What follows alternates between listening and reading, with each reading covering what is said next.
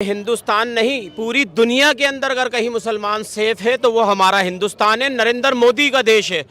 कि जैसे कि हमारा पड़ोसी देश पाकिस्तान ही देख लो, पाकिस्तान के अंदर हिंदू मुसलमान को थोड़ी मार रहा है, वहां मुसलमान ही मुसलमान को मार रहा है, वहां मुसलमान ही मुसलमान को काट रहा है, वहां मुसलमान ही मस्जिदों में बम फोड़ रहा है। कि भारत देश पूरी दुनिया के अंदर मुसलमानों के लिए सुरक्षित देश है। एक बार बनने जा रही है मोदी सरकार। कांग्रेस जैसी एक जमात है जो सेकुलर और उसका बुनियाद भी सेकुलरिज्म पर है, फिर एक बहुत बड़ी जमहूरियत है भारत को कहा जाता है। लेकिन पिछला इलेक्शन और ये हालिया इलेक्शन हम ये देख रहे हैं कि प्रोग्रेसिव सोच, सेकुलर सोच की जो जमातें हैं वो अपने नताइज में बहुत पीछे होती जा रही हैं। तो क्या सबसे बड़ी जमहूरियत और सबसे बड़े सेकुलर मुल्क के अंदर ये चीज़ें अब नापैद हो रही हैं या ख़त्म हो रही हैं? ये 3 स्टेट में उन्होंने स्वीप किया है, मतलब बीजेपी जो उनकी अभी गवर्नमेंट है, यानी वो अगला तीसरा टेन्योर भी पूरा आता नजर आ रहा है। उधर क्या एक मतलब क्या वजह समझते हैं? नहीं, जो इंडियन सियासत है ना, उस पाकिस्तान के खिलाफ नारेबाजी करके, मुसलमानों के साथ गलत सलूक करके हिंदुओं का वोट लेते हैं वो। दोस्तों, प्रचंड जीत जो होती है ना, वो अच्छों के ना पैरों के नीचे से जमीन निकाल देती है। और ये मोदी जी का जलवा है, क्योंकि मोदी जी ने कभी भी ना किसी के साथ भेदभाव नहीं किया। मोदी जी ने कभी ये नहीं कहा कि मुसलमानों को मारेंगे, ये करेंगे, जैसे कांग्रेस वाले हैं या दूसरी पार्टी हैं जो हिंदुत्व के खिलाफ बोलती रहती है। अब हिंदुत्व जाग गया दोस्तों, अब दुनिया समझ चुकी है कि हिंदुत्व की ताकत क्या है। दूसरी बात ये है कि मुसलमानों को भी पूरा राइट्स मिल रहे हैं। यहाँ आप देख रहे हैं, यहाँ के मुसलमान अब मोदी जी के साथ मिल गए हैं, वो खुश हैं। यही देख के पाकिस्तान की जो है ना आंखें फटी जा रही है, ये हो क्या रहा है। अभी तक तो ये जितने प्रोपेगेंडा फैलाते थे वो सब खत्म होते जा रहे हैं धीरे धीरे। दोस्तों, आने वाले वक्त के अंदर भारत के मुसलमान ही पाकिस्तानियों को तोड़ेंगे। ये आने वाला वक्त आपको ये बताएगा दोस्तों, देखते जाइएगा। वक्त बदल चुका है, वक्त चेंज हो गया दोस्तों। प्लीज़ कमेंट्स कीजिएगा, वीडियो को लाइक कीजिएगा और चैनल को प्लीज़ सब्सक्राइब जरूर कीजिएगा। Thank you very much. Hindustan नहीं, पूरी दुनिया के अंदर अगर कहीं मुसलमान सेफ है तो वो हमारा हिंदुस्तान है, नरेंद्र मोदी का देश है। कि जैसे कि हमारा पड़ोसी देश पाकिस्तान ही देख लो, पाकिस्तान के अंदर हिंदू मुसलमान को थोड़ी मार रहा है, वहां मुसलमान ही मुसलमान को मार रहा है, वहां मुसलमान ही मुसलमान को काट रहा है, वहां मुसलमान ही मस्जिदों में बम फोड़ रहा है। कि भारत देश पूरी दुनिया के अंदर मुसलमानों के लिए सुरक्षित देश है। और किसकी क़यादत में? सिर्फ नरेंद्र मोदी की, क्योंकि इस 9 साल के अंदर जो देश की माइनॉरिटीज को नरेंद्र मोदी जी ने दिया है, वो शायद 75 साल के अंदर माइनॉरिटीज को जो है दलित से बदतर हालत हो रखी थी कांग्रेस टाइम के अंदर। कि आज तो कहते हैं हमारे टाइम स्वर्ग था, सब कुछ जन्नत के बराबर था। बिल्कुल बिल्कुल, राहुल गांधी जी बिल्कुल सही कह रहे हैं। स्वर्ग का किस तरीके का स्वर्ग था मैं बता देता हूं। कि मुसलमानों को कारोबार से पीछे रखा, मुसलमान को एजुकेशन से दूर रखा, सरकार की भागीदारियों से दूर रखा। ये है राहुल जी का, ये है राहुल जी का कहना। वो तो कहते हैं हमारे टाइम खतरे में नहीं था मुसलमान, आज खतरे में आ गया, डर है। मुसलमान खतरे में पिछले 65 साल से खतरे में था। मुसलमान को बर्बाद करके रख रखा था इस कांग्रेस सरकार ने। आज मुसलमान जो है तरक्की कर रहा है, नरेंद्र मोदी के टाइम के अंदर तरक्की कर रहा है। कि जैसे कि अभी अनीस भाई ने कहा कि सरकार की जो नीतियां हैं या सरकार की जो पॉलिसियां हैं, क्या मुसलमान उसके अंदर मुसलमान को भागीदारी नहीं मिल रही? क्या मुसलमान को हर डिपार्टमेंट के अंदर भागीदारी नहीं मिल रही? क्या कि मुसलमान को सिर्फ 75 साल के अंदर गुमराह किया था। आज नरेंद्र मोदी जी ने मुसलमानों की आंखें खोल दी है, वो अंधा चश्मा हटवा दिया है। और आज मुसलमान, देश का मुसलमान, आज देश का पूरा मुसलमान नरेंद्र मोदी जी के साथ है।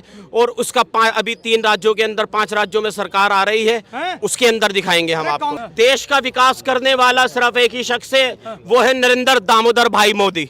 वही देश की विदेशी ताकत है। आज हमारे मोदी जी का सम्मान कर रही है और कंधे से कंधा मिलाकर खड़ी हो रही है। जैसे कि देश में G20 हुआ, सम्मेलन हुआ, किसके नेतृत्व में? आदरणीय प्रधानमंत्री श्री नरेंद्र मोदी जी के नेतृत्व में। Chandrayaan 3 Vikram lander safe landing करता है, किसके नेतृत्व में?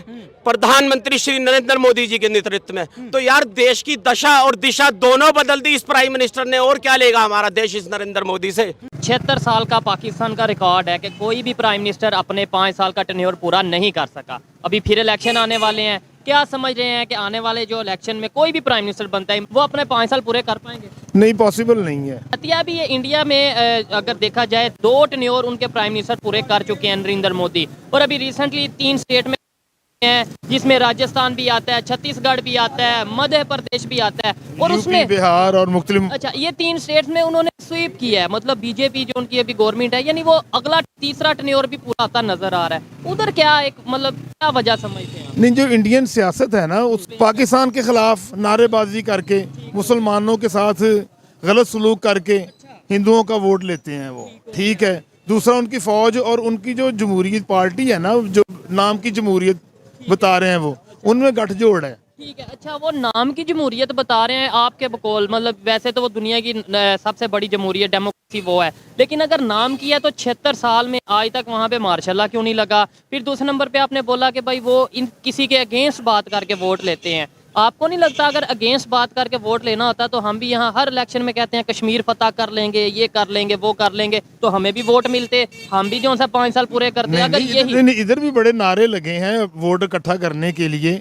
रोटी कपड़ा और मकान का नारा लगा साहब दौर में, कश्मीर का नारा लगा, कश्मीर का नारा लगा, अपना उगाओ अपना खाओ, मुल्क संवारो, ये नारे चलते आ रहे हैं। नया पाकिस्तान, वोट को इज्जत दो, नया पाकिस्तान, ये सारे नारे हैं हमें बेवकूफ़ बनाने के लिए। ठीक हो गया, जब तक आप अपनी इज्जत को मनवा नहीं सकते, आप किसी की इज्जत कर ही नहीं सकते। ठीक हो गया। हम लोग जैसे कैसे भी है मरते जीते हैं, आवाज़ उठाने की हिम्मत नहीं है। ये चीज वो टोयोटा वाला फट्टे पे 4 सवारियां बिठा लेता है, ऐसे भाई ने चुप करके हाँ जी ठीक है यार। यानी मतलब कहने का ये है कि जहाँ पे गलत हो रहा है उधर आवाज नहीं उठा। आवाज उठा सकते ही नहीं हम लोग, ये सारे गूंगे हैं, ये रश है, नहीं ये अवाम नहीं है, हम अवाम नहीं रहे। आपको क्या लगता है यकीन पाकिस्तान जाने। में जो हो रहा है ठीक हो रहा है आपके ख्याल से?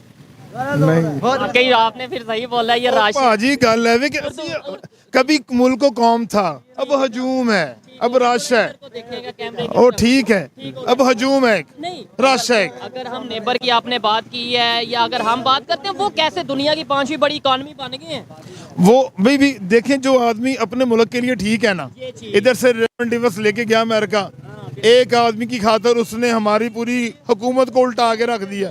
वहाँ पे वो इंडिया वाले कभी कनाडा के सामने खड़े हो जाते हैं कि भाई आपने हमारे पे इल्जाम क्यों लगा, वो कभी किसी के सामने खड़े हो जाते हैं। सीधी सी बात यह है कि जो हुकूमत, जो रहनुमा अपने मुल्क के लिए अच्छा नहीं है ना, वो अच्छा नहीं है यार।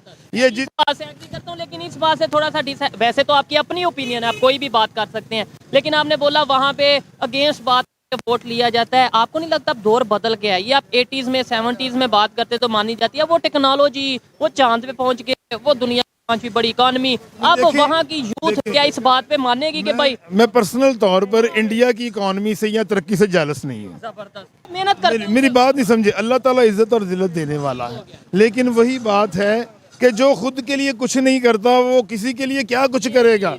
हम 22-25 करोड़ अवाम है, घी कहाँ चला जाए, कुछ भी चला जाए, हमें लोग उल्लू बनाते हैं, महंगाई की खातर निकलो। अब कहाँ गई महंगाई? दोस्तों, पहले तो इनको गजवाए हिंद के पीछे लगा के रखा था, परमाणु बम है हमारे पास, एटम ताकत है, हम दुनिया की सबसे बड़ी मुस्लिम उम्मा के हम लीडर बनने वाले हैं। अब इनको आटे चीनी के पीछे लगा दिया दोस्तों। अब ये भारत की बातें नहीं करते हैं, पहले जो धमकियां देते थे बात बात पे, अब कुछ नहीं निकलता। अब ये अपने रोते रहते हैं, ये इसलिए रोते रहते हैं क्योंकि ये जाहिल है। आज भी ये जाहिल है, आज भी इनके अंदर ये हिम्मत नहीं है, क्योंकि ये कायर है। इनके अंदर इतनी हिम्मत नहीं है कि ये सारे इकट्ठे होके अपनी मिलिट्री के खिलाफ खड़े हो जाए। ये कभी नहीं खड़े होंगे दोस्तों, ये कायर हैं। इसीलिए कायर हैं क्योंकि ये एक वही लोग हैं जिन्होंने तलवार के डर से सलवार पहनी थी। इनकी रगों में कायरता भरी हुई है, इनकी रगों में खून नहीं है दोस्तों। इसीलिए ये आज तक जिंदगी भर दबके ही जिए और दबके ही मरेंगे। दोस्तों प्लीज़ कमेंट्स कीजिएगा, वीडियो को लाइक कीजिएगा और चैनल को प्लीज़ सब्सक्राइब जरूर कीजिएगा। Thank you very much.